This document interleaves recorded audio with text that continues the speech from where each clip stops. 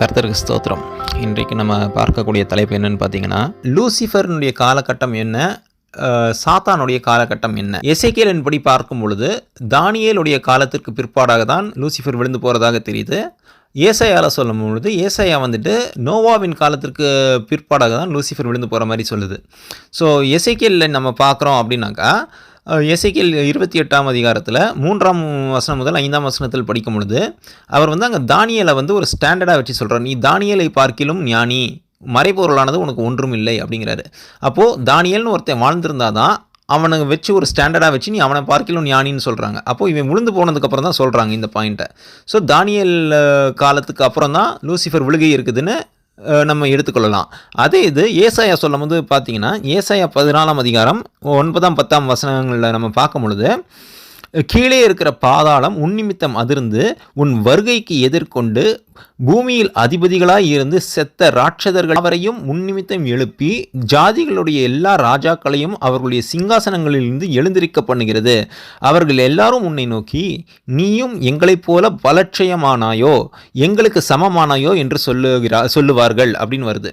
அப்போது இதில் 2 காரியம் பார்க்குறேன். என்னென்னு பார்த்தீங்கன்னா, ஒன்று வந்து லூசிஃபர் நம்ம எல்லாம் நம்பிக்கிட்டு இருக்கோம். அதாவது நம்மளுக்கு ஒரு கிறிஸ்தவங்களா ஒரு சர்ச் பேஸ்டாக நம்ம என்ன படிச்சிருப்போம் அப்படின்னாக்கா, லூசிஃபர் தான் விழுந்து சாத்தானா, லூசிஃபர் விழுகைக்கு அப்புறம் தான் நரகம் உண்டாயிடுச்சு அப்படின்றான். ஆனால் இங்கே வசனத்தில் தெளிவாக சொல்லுது, லூசிஃபர் விழுவதற்கு முன்பாகவே இந்த பாதாளமும் இருந்திருக்கு, பாதாளத்தில் ஆத்மாக்களும் இருந்திருக்காங்க.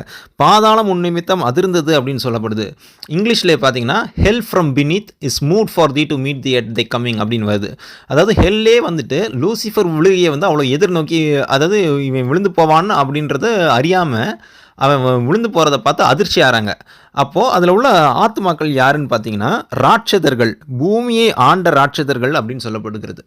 அப்போது இந்த ராட்சதர்கள் யார், எப்பொழுது வந்தார்கள் அப்படின்ற ஒரு காரியத்தை பார்க்கும் பொழுது ஆதியாகமத்தில் 6ஆம் அதிகாரம் 1 முதல் 4ஆம் வசனங்களில் நம்ம என்ன பார்க்குறோன்னா, தேவகுமாரர்கள் மனுஷ புத்திரர்களுடைய குமாரத்திகள் வந்து சௌந்தரியம் உள்ளவர்களாக இருக்கிறாங்கன்னு கண்டு அவர்களோட உறவு வச்சுக்கிறாங்க.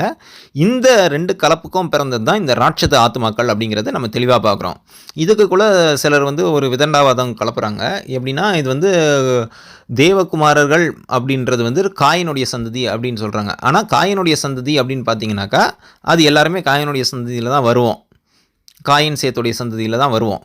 அப்போது இது ஏன் இந்த குறிப்பிட்ட காலகட்டத்துக்கு முன்பாக ராட்சதர்கள் பிறக்கவில்லை அப்படின்ற ஒரு கேள்வி வருது. அப்போ தேவகுமாரர்கள் யார் அப்படின்னு பார்த்தோம்னா, அது வந்து தேவதூதர்கள். தேவதூதர்கள் என்ன பண்ணுறாங்க, மனுஷகுமாரத்திகளோட சேர்ந்து தான் ராட்சதர்கள் பிறக்கிறாங்க. அப்போது இந்த லூசிஃபர் விழுகைக்கு முன்பாக எத்தனையோ தேவதூதர்கள் ஏற்கனவே விழுந்து போயிருக்காங்க. எல்லாருடைய நிலைமையும் என்ன இருக்குது அப்படின்றத நம்ம இந்த இதுலேயே பார்ப்போம்.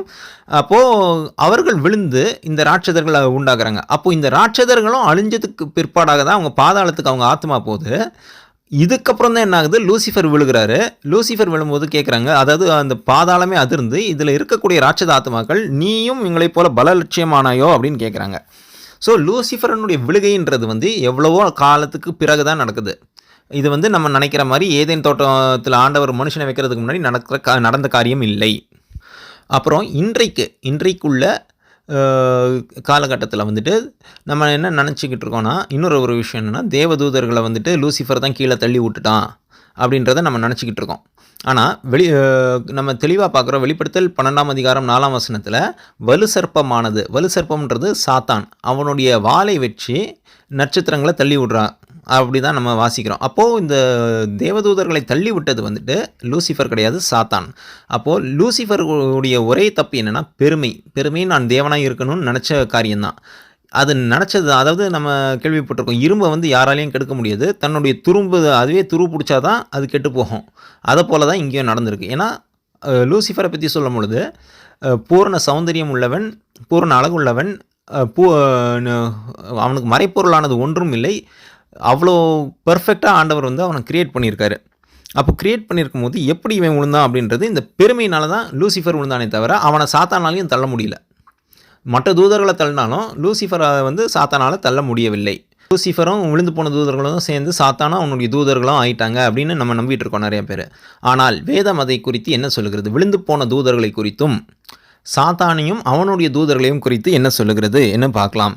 முதலாவதாக விழுந்து போன தூதர்களுடைய இன்றைய நிலைமை என்ன அப்படின்னு கேட்டிங்கன்னா, யூதா 6ஆம் வசனம். அதை நான் உங்களுக்கு வாசிக்கிறேன். தங்களுடைய ஆதி மேன்மையை காத்து கொள்ளாமல் தங்களுக்குரிய வாசஸ்தலத்தை விட்டுவிட்ட தூதர்களையும் மகா நாளின் நியாய தீர்ப்புக்கென்று நித்திய சங்கிலியினாலே கட்டி அந்தகாரத்தில் அடைத்து வைத்திருக்கிறார். அதாவது விழுந்து போன தூதர்கள் என்ன பண்ணியிருக்காருன்னா, ஆண்டவர் அதாவது சங்கிலினால் கெட்டி போட்டிருக்காரு. நித்திய சங்கிலினால் கெட்டி அந்தகாரத்தில் வச்சிருக்காரு, அடைத்திருக்கிறார். எப்போனா மகா நாளின் நியாய தீர்ப்பு, கடைசி நியாய தீர்ப்புல தான் அவங்களுக்குமே நியாய தீர்ப்பு வரும். ஆனால் சாத்தானையும் அவனுடைய தூதர்களையும் குறித்து என்ன நம்ம வாசிக்கிறோம்னு பார்த்தீங்கன்னா, வெளிப்படுத்தின விசேஷம் 12ஆம் அதிகாரம் 8-9 வசனத்தை உங்களுக்கு வாசிக்கிறேன். வானத்தில் அவர்கள் இருந்த இடமும் காணப்படாமற் போயிற்று. அப்புறம் உலகம் அனைத்தையும் மோசம் போக்குகிற பிசாசு என்றும் சாத்தான் என்றும் சொல்லப்பட்ட பழைய பாம்பாகிய பெரிய வலு சர்ப்பம் தள்ளப்பட்டது. அது பூமியிலே விழத்தள்ளப்பட்டது. அதனோட கூட அதை சேர்ந்த தூதரும் தள்ளப்பட்டார்கள். இப்போ இங்கே என்ன சம்பவம் சொல்கிறாங்க அப்படின்னாக்கா, இந்த அந்தி கிறிஸ்துவனுடைய ஆட்சிக்கு அப்புறம் என்ன நடக்குதுன்னா, மீகாவேல் தூதனுக்கும் சாத்தானுக்கும் அவனுடைய தூதர்களுக்கும் சண்டை நடக்குது. இந்த சண்டையில் என்ன ஆகுது, இந்த சாத்தான் என்றும் பிசாஸ் என்றும் அழைக்கப்படக்கூடிய அந்த வலு சர்ப்பத்தை பிடிச்சி 1000 வருஷம் கெட்டி போடுறாங்க. இந்த 1000 வருஷத்துக்கு அப்புறம் திருப்பி காக் மெகாக் வார் அப்படின்னு பைபிளில் சொல்லப்பட்டிருக்கிறது. அந்த சண்டை, அந்த போர் முடிஞ்சதுக்கப்புறம் தான் நியாய தீர்ப்பு வருது. அப்போது இந்த போர் வரைக்குமே யாரெல்லாம் வரான்னு பார்த்தீங்கன்னா, சாத்தானும் அவனுடைய தூதர்களும்.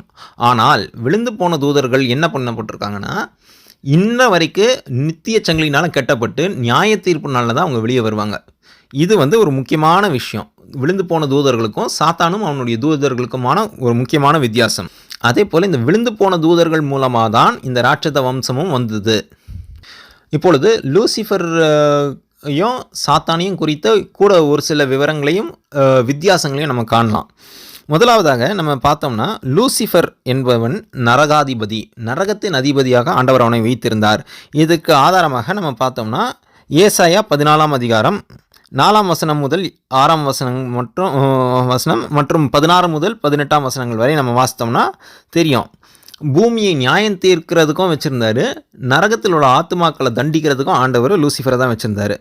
ஸோ இதை வைத்து நம்ம லூசிஃபர் நரகாதிபதியாக இருந்தான் அப்படிங்கிறத நம்ம தெளிவாக சொல்லலாம். ஆனால் சாத்தானை குறித்து சொல்லும் பொழுது ஆண்டவர் இயேசு கிறிஸ்து தன் வாயால் சொல்லக்கூடிய காரியம் யோவான் 14:30, இனி நான் உங்களுடன் அதிகமாய் பேசுவதில்லை, இந்த உலகத்தின் அதிபதி வருகிறான், அவனுக்கு என்னிடத்தில் ஒன்றும் இல்லை அப்படிங்கிறாரு.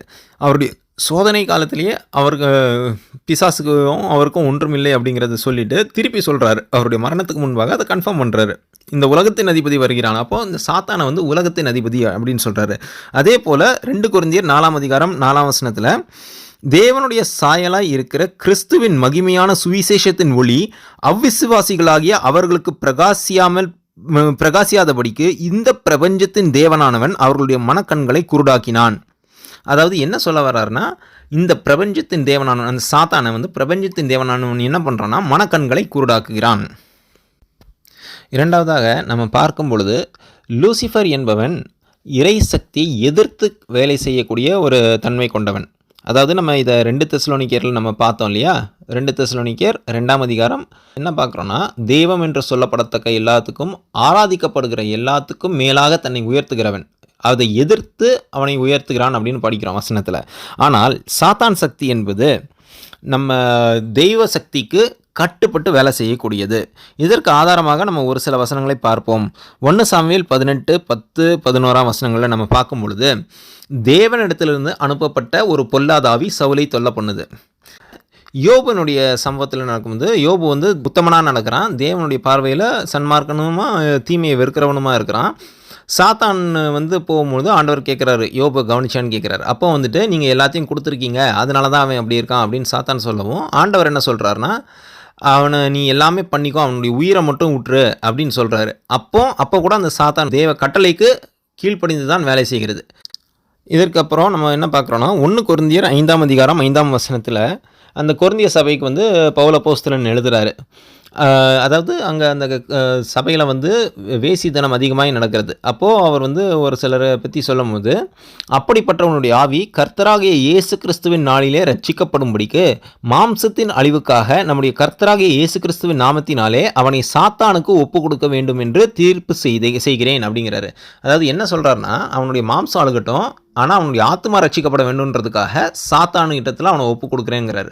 அப்போது இந்த இடத்துலையும் வந்துட்டு தெய்வ சக்திக்கு கட்டுப்பட்டு தான் இந்த சாத்தான் சக்தி வேலை செய்கிறது. அவனுடைய ஆத்மா ரட்சிக்கப்படணும், அதனால் நீ அவனை வாதிச்சுக்கோன்னு ஆண்டவர் சாத்தான் கையில் தான் ஒப்பு கொடுக்குறாரு.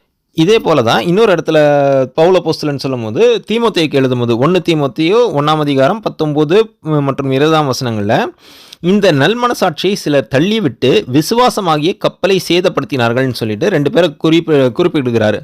இமினேயும் அலெக்சாந்தரும் அப்படிப்பட்டவர்கள், அவர்கள் தூஷியாதபடி சிட்சிக்கப்பட அவர்களை சாத்தான் இடத்தில் ஒப்பு கொடுத்தேன் அப்படின்றாரு. அதாவது அவர் பவுல் அப்போஸ்தலனுடைய ஊழியத்தை தூஷிக்கிறாங்க 2 பேர்.